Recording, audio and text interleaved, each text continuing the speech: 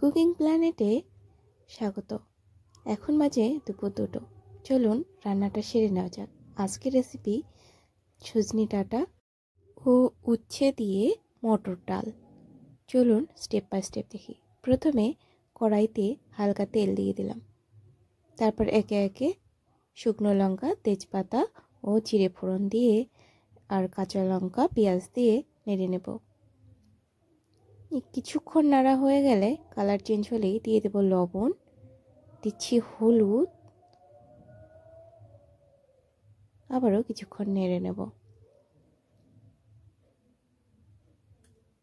নেড়ে নেওয়া হয়ে গেলে সজনে ডাঁটা ও উচ্ছেগুলি দিয়ে দেব। তারপর কিছুক্ষণ একটু নেড়ে নিয়ে তারপর জল দিয়ে দেব। অল্প পরিমাণ জল দিয়ে একটুখানি নেড়ে নিয়ে ঢাকা দিয়ে দেব। ঢাকা দিয়ে মাত্র ওয়েট করব 3 মিনিট মতো।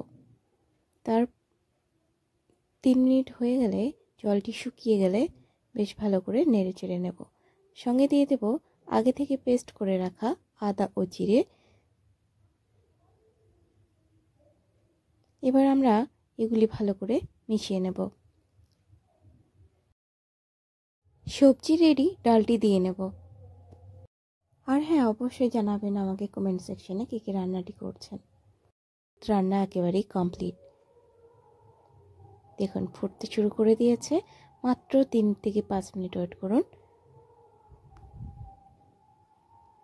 আর এবার আমাদের ডাল একেবারে রেডি পরিবেশনের জন্য। আমরা এখন ঢেলে নেব।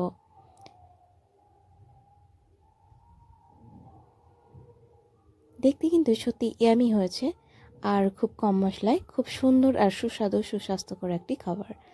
ভালো লাগলে লাইক, কমেন্ট, শেয়ার করবেন, সাবস্ক্রাইব অবশ্যই করবেন। দেখা হচ্ছে পরের ভিডিওতে। অনেক ধন্যবাদ।